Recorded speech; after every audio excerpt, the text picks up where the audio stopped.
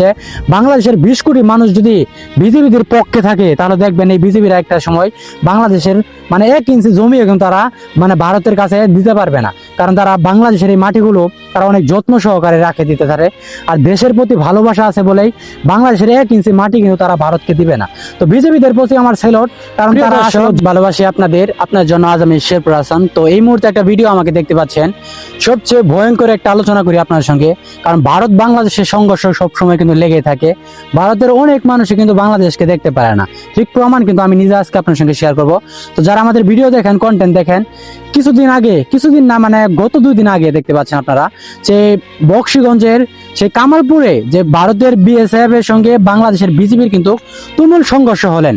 সেই সংঘর্ষের মধ্যে কিন্তু আমাদের বাংলাদেশের জনপ্রিয় একজন বিজেপি কিন্তু এখন হয়ে গেছেন একজন, যার কথা সে বলেছে আপনারা গুলি করলে কি আমরা বসে থাকবো।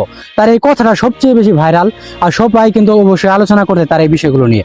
তো আপনাদের কাছে আসলে বিষয়টা কেমন লাগছে অবশ্যই কমেন্ট করে জানাবেন, কারণ বাংলাদেশের গর্বিত সৈনিক বলা চলে বিজেপিদেরকে। কারণ বিজেপিরা যেভাবে কাজ করতেছে এটা দেশের স্বার্থে, দেশের জন্য। এমনকি জনগণ শুধু বসে থাকলে হবে না, বিজেপিরা যখন রুখে দাঁড়াবে জনগণও যারা রয়েছে তারাও যেন রুখে দাঁড়াতে পারে, তাদেরকে সাপোর্ট দিতে পারে। এটাই কিন্তু সবচেয়ে বড় একটা বিষয়। তো আপনারা যারা আমাদের ভিডিও দেখেন, কন্টেন্ট দেখেন, ভারতের মানুষ কিন্তু সত্যি আমাদেরকে অপছন্দই করে। কারণ কিছুদিন আগে আমি একজন ভারতের নাগরিক সঙ্গে কথা বলি, তাদের যে মুখের ভাষা ব্যবহার, তারা অন্য ধর্মের হলেও তারা বাংলাদেশ থেকে যে আমি কথা বলছি, তাদের মুখের ভাষা দেখে বুঝতে পারলাম যে তারা কতটুকু বাংলাদেশের মানুষের প্রতি ক্ষিপ্ত তারা।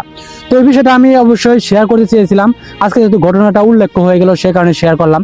তো যারা ভিডিও দেখেন আমাদের আসলে মতামতগুলো অবশ্যই করবেন, কারণ দীর্ঘ পরিশ্রম প্রত্যেকটা বাংলাদেশের নাগরিকদের সঙ্গে যেভাবে প্রতিহিংসা করে ভারতের নাগরিকেরা, এটা যদি আপনারা প্রমাণ বা সম্পূর্ণভাবে দেখা করতে পারতেন, কথা বলতে পারতেন, তখন কিন্তু অবশ্যই প্রমাণটা পাইতেন। আজকে দেখেন বিএসএফ এর সঙ্গে ভারতের বিএসএফ গুলো বাংলাদেশের বিজেপিদের সঙ্গে যেভাবে কঠিন অপমানিত যে কথাগুলো বলেছে, এমনকি হিন্দিতে ভারতের বিএসএফ এরা যে গালাগালিগুলো করেছে, এগুলা বাংলাদেশের যদি প্রতিবাদ করো তাহলে একটা যুদ্ধ পর্যন্ত হয়ে যায় তখন সেখানেই। কারণ যখন দেখলেন সীমান্তে কতটুকু ভয়াবহ অবস্থা হলে তখন গুলির আলোচনা আসে, চিন্তা করে দেখছেন। তো বাংলাদেশের কিছু গর্বিত বিজেপি রয়েছে, তাদের জন্য কিন্তু দেশের এখনো সীমান্ত রক্ষা কিন্তু রয়েছে, কারণ জনগণ যেহেতু তাদেরকে প্রচুর পরিমাণ সাপোর্ট দেয়। বাংলাদেশের 20 কোটি মানুষ যদি বিজেপিদের পক্ষে থাকে তাহলে দেখবেন এই বিজেপিরা একটা সময় বাংলাদেশের 1 ইঞ্চি জমিও কিন্তু তারা ভারতের কাছে দিতে পারবে না, কারণ তারা বাংলাদেশের এই মাটিগুলো তারা অনেক যত্ন সহকারে রাখে দিতে পারে।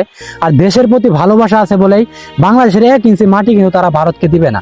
তো বিজেপিদের প্রতি আমার সেলট, কারণ তারা আসলে জানে যে ভারতের বিএসএফ এরা বাংলাদেশের বিপক্ষে কথা বলে, এমনকি বাংলাদেশেরও রুখে দাঁড়াতে হবে। বাংলাদেশের সরকারেরও দৃষ্টি আকর্ষণ করি যেন আপনি যেন সুষ্ঠু এমনকি ভালোভাবে কাজগুলো গঠন করতে পারেন, মানুষ যেন ভালোভাবে দেখতে পারে বিষয়টা। কারণ এই বিষয়টা যতক্ষণ ভালো দেখবে ততক্ষণ কিন্তু অবশ্যই ভালো কিছু হবে। কারণ আপনারা যদি এই বিষয়গুলো নিয়ে আলোচনা না করেন, কথা না বলেন, বাংলাদেশের বিএসএফ এমনকি বিজেপিরা তারা কিন্তু শক্তিশালী হতে পারবে না। কারণ বিএসএফ এর একটা সময় দেখছি বাংলাদেশের অনেক নাগরিককে হত্যা করেছে সেই বিজেপির বর্ডার গার্ডে সেখানে। আর এখন কিন্তু বিএসএফ এর এখনো বই পাচ্ছে বাংলাদেশের সাহসিকতার এই কার্যক্রমের জন্য। তো ভিডিওটা আপনারা দেখলেন, আসলে বাংলাদেশের ভারতের বিএসএফ এরা যে কাজগুলো করতেছে এই কাজকে অবশ্যই ধিক্কার জানাই। আর বাংলাদেশের বিজেপি যারা রয়েছে তারা তো অনেক সাহসী বর্তমানে দেখা যাচ্ছে, তাদের প্রতি অনেক সিলট। আর আপনারা অবশ্যই কমেন্ট করে জানাবেন যে আপনাদের মতামতগুলো অবশ্যই কি। তো ভালো থাকবেন, সুস্থ থাকবেন। ভিডিওটা যে যেখান থেকে দেখছেন সাবস্ক্রাইব ফলো করবেন। তো দেখা হবে নেক্সট নতুন একটা ভিডিওতে। আজকের মতো এখানে বিদায়, আল্লাহ হাফেজ।